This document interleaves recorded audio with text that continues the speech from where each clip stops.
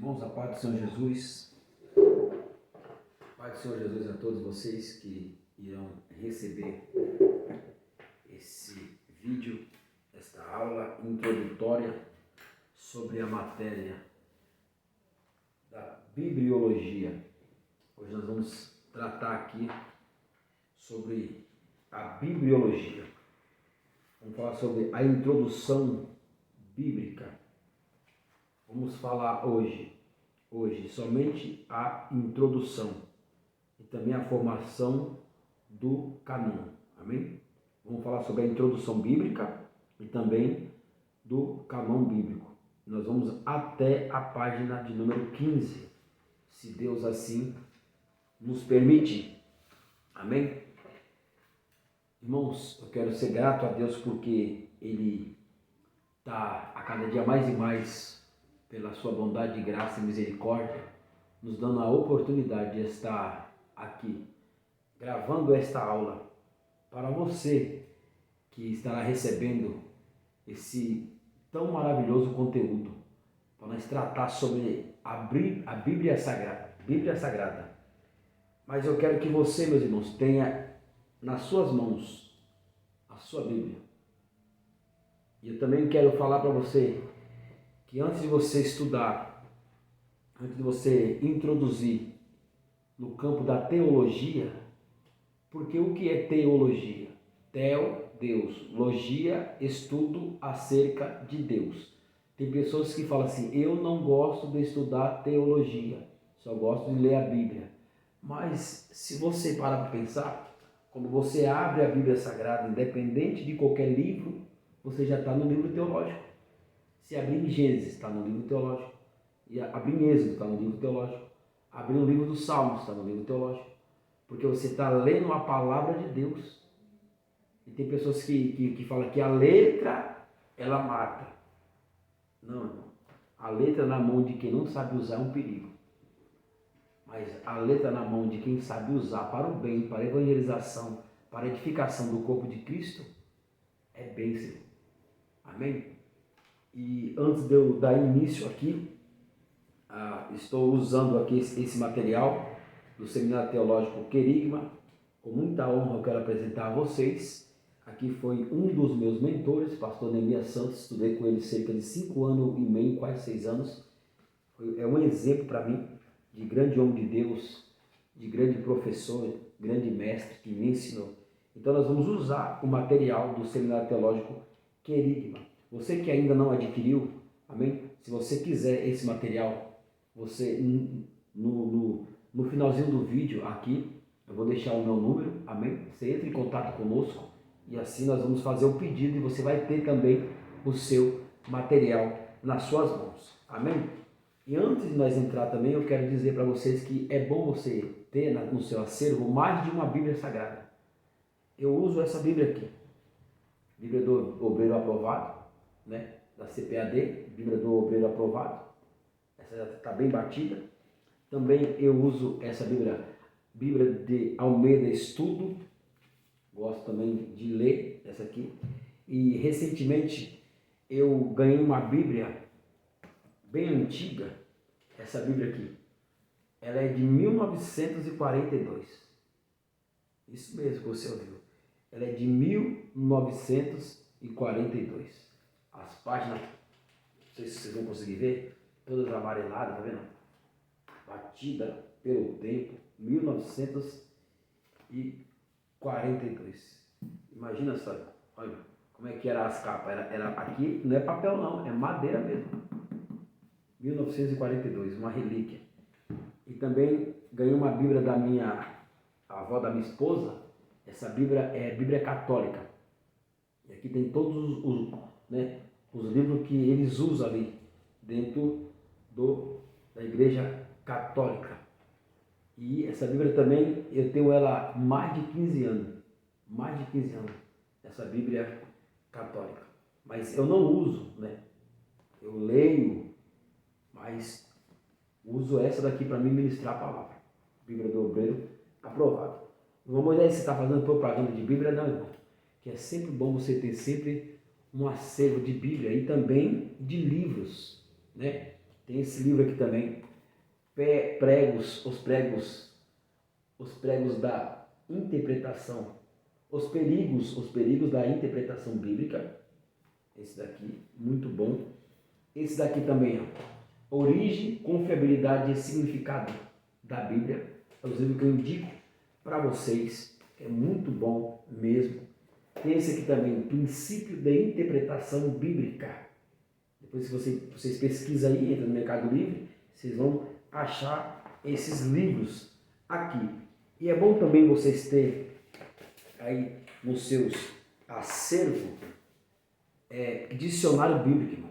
Isso é indispensável. Você que é estudante da Palavra de Deus, que gosta de preparar uma aula, que gosta de ter um conteúdo de qualidade, dicionário bíblico, que não pode faltar também no seu acervo. Aqui, dicionário bíblico. Você tem que ter esses materiais na sua biblioteca. Também eu ganhei recentemente esse Novo Testamento interlinear.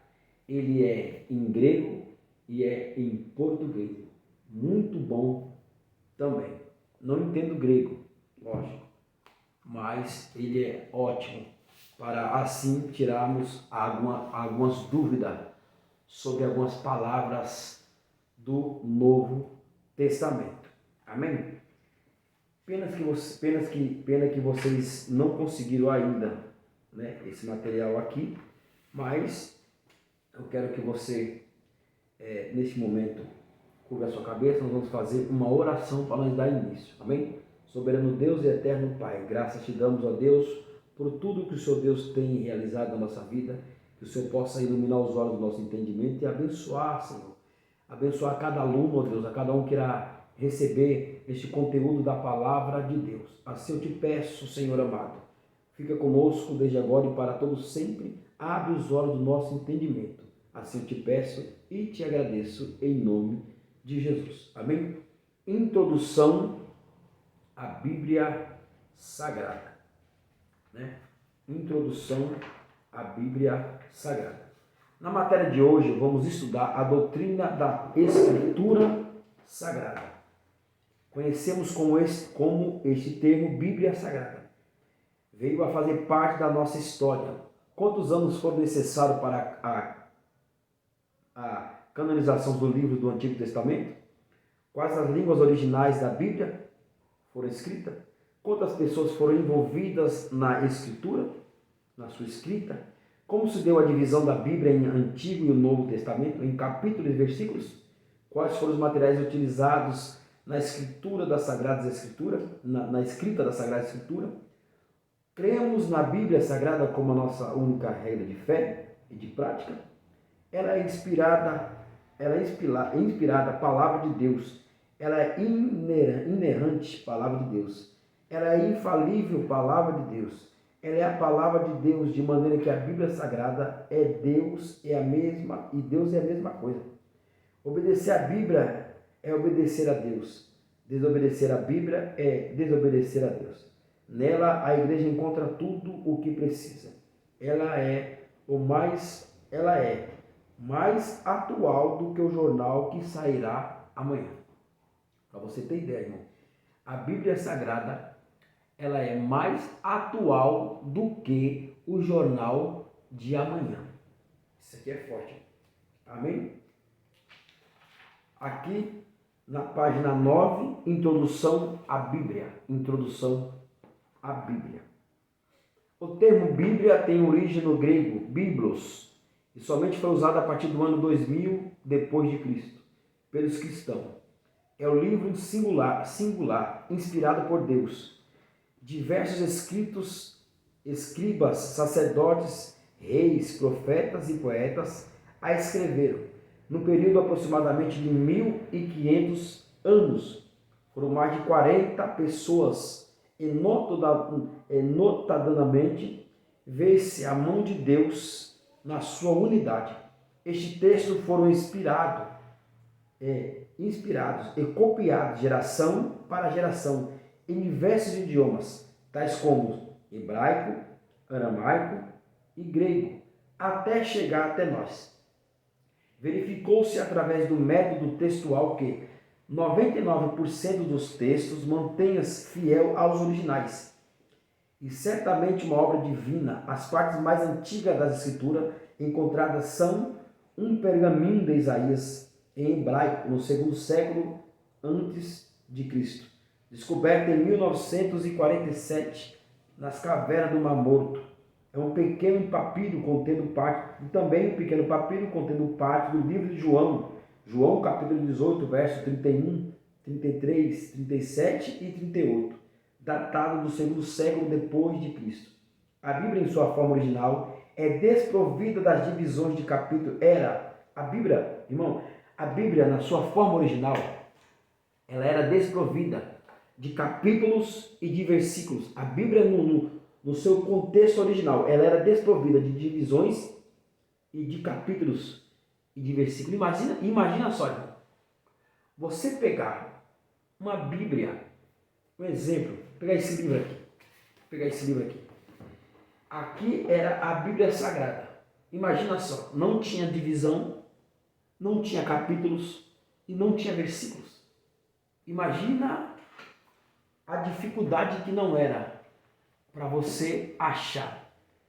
A facilidade que nós temos hoje, irmão, foi por causa de alguns homens lá atrás que suaram para assim deixar tudo mastigadinho para nós. Hoje nós temos Bíblia de todos os tamanhos. Hoje nós temos Bíblia de todos os gostos.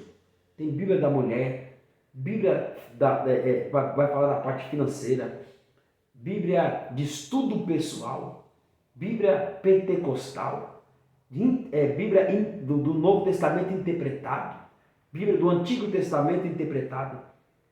Hoje tem uma palavra na Bíblia que diz assim, que o meu povo perece por falta de conhecimento. Hoje não. Hoje o povo perece por falta de interesse. Porque o Google, se você digitar no Google, tem a Bíblia falada, irmão, falada. Você só está lavando um exemplo. Você está lavando uma louça, você coloca os salmos lá. Você não precisa nem ler. O Cid Moreira já está lá, está gravada a Bíblia, ele gravou a Bíblia inteira, irmão.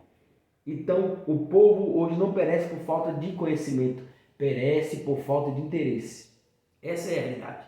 Você vai no Play Store, um exemplo só, você vai no Play Store ali, você digita Bíblia, aparece mais de 100 tipos de Bíblia diferente para você. Bíblia da criança, Bíblia do adolescente, Bíblia do jovem, Bíblia do obreiro, Bíblia do pastor, do evangelista, do missionário, do apóstolo, de tudo que você possa imaginar. Então, hoje em dia, o povo perece não é por falta de conhecimento, é por falta de interesse. Infelizmente, essa é a realidade. A Bíblia, em sua forma original, é desprovida das divisões e de capítulos. A Bíblia, em sua forma original, ela era desprovida das divisões de capítulos e de versículos. E para facilitar a sua leitura e localização de citações, o professor Stephen Langton, no ano de 1927 d.C., a dividiu em capítulos e até o ano de 1551 em versículo. Não existia divisão, denominada versículo. Neste ano, o senhor Robert Stephen chegou à conclusão da necessidade de uma subdivisão e agrupou os textos em versículos até a invenção da gráfica por Gutenberg. A Bíblia era um livro extremamente raro e caro, pois era todos feito artesanalmente, manuscrito, e poucos tinham acesso às escrituras. Imagina só, irmão. Para um pouco agora, vamos refletir acerca disso daqui. Imagina a dificuldade que não tinha para escrever a Bíblia Sagrada. E não era todos daquela época que tinha acesso à Bíblia, e também não era todos que tinham acesso à leitura, nem todos naquela época lia, né? Não, a maioria deles era analfabeto. Infelizmente, essa é a realidade. Se existe até nos dias de hoje muitas pessoas que não sabem ler, imagina naqueles dias, irmão. Muitas pessoas, além de não ter contato, extremamente era um livro raro e muito caro. pois eram todos feitos artesanalmente manuscrito, irmão, na mão, no pergaminho ali, ó. Imagina só quanto tempo eles não levaram para escrever a Bíblia Sagrada. 40 escritores, quase 1.500 anos. Quase 1.500 anos, para você ter ideia, para escrever a Bíblia Sagrada. O povo de língua portuguesa só começou a ter acesso à Bíblia de uma forma mais econômica a partir do ano de 1748, depois de Cristo, quando foi impressa a primeira Bíblia em português, uma tradução feita a partir da Vulgata Latina, composta de 66 livros, 1.189 capítulos, 31.773 versículos, mais de 773 palavras, aproximadamente 3.600.000 letras se gastaram em média. Se gasta em média, irmão, para você ter ideia, se gasta em média 50 horas para ler toda a Bíblia Sagrada. 38 horas no Antigo Testamento e 12 horas no Novo Testamento para você ler ela por completo, ininterruptamente. 50 horas ininterruptamente, sem parar. De Gênesis a Apocalipse, 50 horas. Sem parar, 50 horas você consegue ler a Bíblia toda. 38 horas no Antigo Testamento e 12 horas no Novo Testamento. Que dá um total de 50 horas ininterruptamente. A formação do cânon do Antigo Testamento. Até eu quero falar para os irmãos que na próxima aula nós vamos usar a lousa. Amém, meus irmãos? Hoje eu não consegui gravar lá na igreja. Não consegui ir lá. Mas na próxima aula nós vamos estar com a lousa, tudo bonitinho, tudo certinho. O nome do Senhor vai ser glorificado. Aqui no 2 agora, tópico 2. A formação do cânon do Antigo Testamento. A definição etimológica. A palavra cânon quer dizer regras, medida, formação do cânon. São os livros reconhecidos pela comunidade cristã como inspirada por Deus. Na bibliografia grega, temos a ideia de regras, norma, padrão, ou seja, o cânon significa normas, regras, padrão. Então, significa um conjunto de regras, um conjunto de normas, um conjunto de padrão. Tem que seguir o padrão, tem que seguir a norma, tem que seguir ali as regras certinho, o padrão certinho, as normas certinho, para se canonizar um livro. Não era simplesmente qualquer pessoa que naquela época lá que achava que tinha a revelação de Deus que ia entrar para a Bíblia Sagrada. Não, irmão. Não. Tinha que ter regras, tinha que ter normas, tinha que ter padrão e tinha que vir ser uma inspiração de Deus. Porque você imagina só, se as pessoas perseguem a Bíblia Sagrada, hoje você pode falar de qualquer coisa dentro das escolas, menos falar de Deus. Não pode se falar livremente nas escolas sobre a Bíblia, falar sobre a liberdade religiosa, porque não pode, não adianta falar que, mas não pode. Por que pode falar de tudo lá dentro da escola, mas não pode falar da Bíblia Sagrada, irmão? Qual é o medo dessa sociedade que tem desse livro? Porque esse livro aqui, irmão, é o único livro que você abre e o autor se faz presente. Quem tem uma Bíblia inteira significa que está vivendo uma vida despedaçada. Mas quem tem uma Bíblia despedaçada, no sentido de ler, de escrever, de rabiscar, significa que a sua vida está inteira. Eu vou repetir isso aqui. Quem tem uma Bíblia toda inteira, significa que a sua vida está despedaçada. Mas quem tem uma Bíblia toda despedaçada, significa que a sua vida espiritual está inteira. Glória a Deus, aleluia, por esta palavra. A definição teológica. Canonização é o ato de processar os livros de forma normativa para servir como regras, ou seja, a Bíblia é a nossa regra de fé. Canônicos são os livros aceitos pela comunidade cristã que possuem características da inspiração divina e fidedignas para a formação da vida cristã. Os livros contêm critérios para ser aceito a canonização. Ou seja, não é qualquer livro. Tinha alguns critérios, irmão. Os livros canônicos são os livros aceitos pela comunidade cristã que possuem características de inspiração divina e fidedignas para a formação da vida cristã. Ou seja, livros que nós temos que ler e se inspirar. Porque quando nós lemos um livro comum, nós vamos aprender muita coisa. Mas a única coisa que vai mudar a nossa vida é a Bíblia Sagrada. Porque tem pessoas que falam assim, eu vou ler a Bíblia para me tirar coisa dela. E quando você começa a ler a Bíblia, você vê que ela é que vai tirar coisa de você. É ao contrário. Tem pessoas que lêem a Bíblia que falam assim, eu vou ler porque eu quero ser pregador, quero ser isso e aquilo. Mas aprenda uma coisa, a Bíblia é sagrada. Toda vez que você lê, toda vez que você quer preparar uma palavra para pregar, ela tem efeito bumerangue que fala. Primeiro, ela tem que cortar aqui para depois cortar para lá. E tudo aquilo que você profere no altar, pode ter certeza, ele vai voltar contra você. Tudo aquilo que você profere no altar, Deus está anotando lá nos livros, lá. Porque naquele grande dia, tudo aquilo que você falar no altar, está anotado ali. Então nós temos que tomar muito cuidado. Todos os livros canônicos são os livros aceitos pela comunidade cristã que possuem características de inspiração divina e fidedignas para a formação da vida cristã. Porque não adianta ser um livro que não tenha inspiração divina. Livro que não tem inspiração divina para o cristão é autoajuda. Não tem como nós não colocar outro nome aqui. Livro que não tem inspiração de Deus divina para o cristão pode ser tudo, menos a palavra de Deus. Tem muitos livros bons? Tem. Mas o único que muda a vida da pessoa, o único que muda o caráter da pessoa é a Bíblia Sagrada. Só a palavra de Deus tem poder de transformar o homem.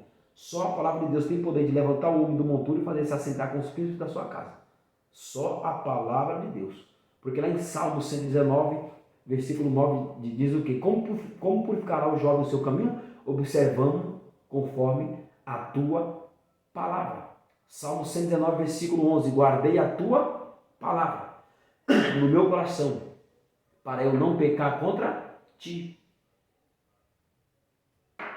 Salmo de número 1. Bem-aventurado o varão que não anda segundo o conselho dos ímpios, nem se detém no caminho dos pecadores, nem se assenta nas rodas dos escarnecedores. Antes tem o seu prazer na lei do Senhor, e na sua lei medita de dia e de noite. Pois será como árvore plantada junto a ribeiras de águas, e tudo quanto fizer prosperará. Grava isso no seu coração. Você quer ser próspero? Quer ser abençoado? Medita na palavra, leia a palavra, dorme com a palavra, acorda com a palavra, pregue a palavra, ensina a palavra, porque ela é luz, ela transforma, ela levanta, ela exalta, ela muda. Só a palavra de Deus faz milagre acontecer. Os livros têm critérios para ser aceitos à canonicidade. Definição bíblica. A igreja apenas reconheceu o que já estava conhecido. Ela não concluiu nenhum livro e nem acrescentou parte nele. Pense bem, se a igreja tivesse acrescentado algo, ela também teria retirado algumas passagens que poderia ser um problema para ela. Exemplo, se Pedro é considerado o primeiro Papa, a igreja teria retirado a passagem que ele negou Jesus. Este é apenas um ponto para pensar sobre ataques às escrituras sagradas. Porque a igreja católica, eles batem o pé, eles acreditam que Pedro foi o primeiro Papa da igreja, irmão. Mas não foi. De maneira nenhuma. Nós sabemos que não foi. A igreja teria retirado, porque se a igreja tivesse poder para retirar ou escrever alguma coisa na Bíblia, primeira coisa que ela ia retirar, se aí, estou falando da Igreja Católica, porque ela reconhece o Pedro como o primeiro Papa. A primeira coisa que eles iam retirar é o quê? Que Pedro negou Jesus. É triste. Este é apenas um ponto para se pensar sobre ataques à Escritura Sagrada. O quarto, critérios para a canonização dos livros do Antigo Testamento. Os autores sagrados registram de forma escrita as revelações e mensagens que recebiam da parte de Deus, para que servisse de orientação aos seus descendentes. Exemplo, Êxodo 17:14, Atos 7:38 em diante. O reconhecimento pelos rabinos judeus da época de que os escritos eram inspirados por Deus. Na realidade, a igreja canonizou o que já estava canonizado. Para a igreja primitiva determinar a canonicidade de um livro, ela teria de ter sido escrito por um homem de Deus. Se autêntico, teria de conter a virtude que transformasse a vida, ser lido e aceito pelos rabinos e confirmado pelo Espírito Santo, produzindo fé e obediência à palavra de Deus. Isso aqui é tremendo. Para a Bíblia, ou seja, os livros ser aceitos como inspirado por Deus, primeiro tinha que passar pelo crivo dos rabinos e também pela confirmação que foi inspirado pelo próprio Deus através do seu Espírito, do Espírito Santo, produzindo assim a fé, a obediência à palavra de Deus. Quinto, formação do cânon hebraico. O cânon judaico possui 3 grupos. O cânon judaico possui 3 grupos. Estão divididos da seguinte forma: Torá, que conhecemos como lei, os profetas, chamado Nevim, e os escritos, que são os Ketuvim. Estes 3 grupos existem. Os livros que estão inseridos da seguinte forma: primeiro, a Torá, Gênesis, Êxodo, Levíticos, Números e Deuteronômio. Nevim, Josué, Juízes, Samuel, Reis, profetas anteriores, Isaías, Jeremias, Ezequiel e os 12 profetas posteriores. Ketuvim, Salmos, Provérbios, Jó, Poesia, Cantares, Ruth, Lamentações, Eclesiastes, Esther, os 5 rolos, Daniel, Esdra, Neemias e Crônicas e livros históricos. Os 5 rolos são chamados assim porque cada um deles foi escrito individualmente para ser lido nas festividades judaicas. Cantares, o livro de Cantares, ele era lido na Páscoa. O livro de Ruth era lido na época das festas de Pentecostes. Eclesiastes, na festa dos tabernáculos. Esther, na festa do Purim. Lamentações, no aniversário da destruição de Jerusalém. A Torá todos nós conhecemos, que é o Decálogo, que é a lei, Gênesis, Êxodo, Levítico, Números e Deuteronômio.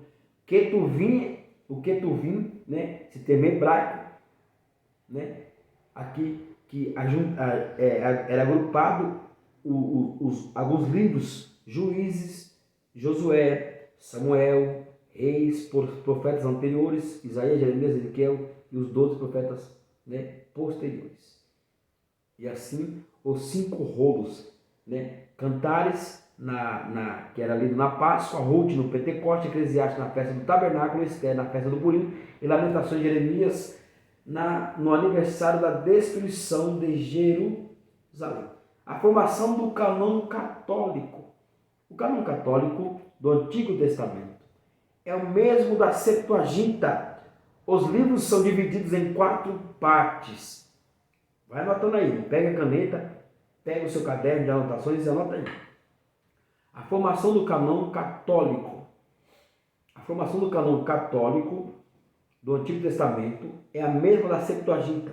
Os 5 livros são divididos em 4 partes: lei, história, poesia e profecia. Lei, história, poesia e profecia.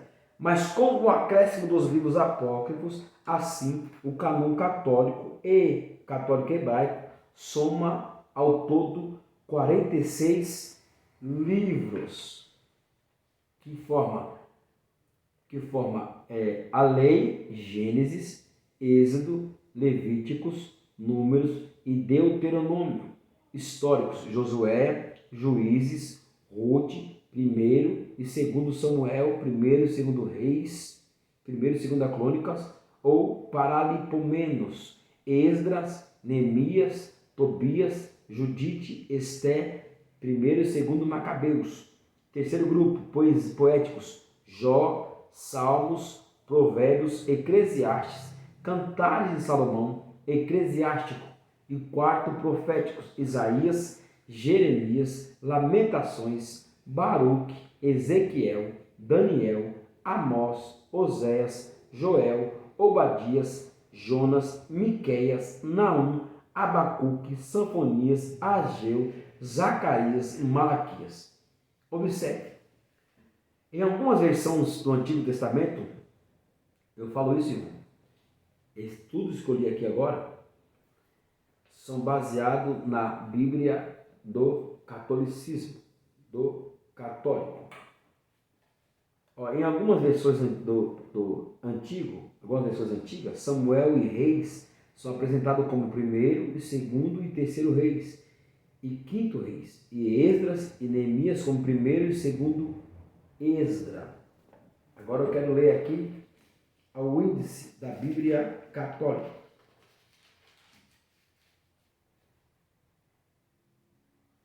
Aqui está até dividido na Bíblia católica. Se você tiver aí uma Bíblia católica, você vai ver no índice, Antigo Testamento, 5 livros, Pentateuco, Gênesis, Êxodo, Levítico, Números, Deuteronômio. Os livros históricos, 16 livros, Josué, Juízes, Ruth, primeiro livro de Samuel, 1 dos Reis, segundo livro de Samuel, 2 dos Reis, livro dos Reis, terceiro dos Reis, livro dos Reis, segundo livro dos Reis, quarto livro dos Reis, primeiro livro das Crônicas, 1 dos Paralipomenos, segundo livro das Crônicas, segundo dos Paralipomenos, livro de Esdras, primeiro de Esdras, livro de Neemias, segundo de Esdras, livro de Tobias, livro de Judite, livro de Esté, primeiro livro dos Macabeus, segundo livro dos Macabeus, 7 livros da sapiência, que dá sabedoria, ou, no nosso caso, seria os cânticos. Primeiro, o livro de Jó, livro de Salmos, livro de Provérbios, livro de Eclesiastes, Cânticos dos Cânticos, livro da sabedoria e livro eclesiástico, Siraque. Aí, 18 livros proféticos. Aí está aqui Isaías, Jeremias, Lamentações, Baruque, Ezequiel, Daniel, Oséias, Joel, Amós, Obadias, Jonas, Miqueias, Naum, Abacuque, Sanfonias, Ageu, Zacarias e Malaquias.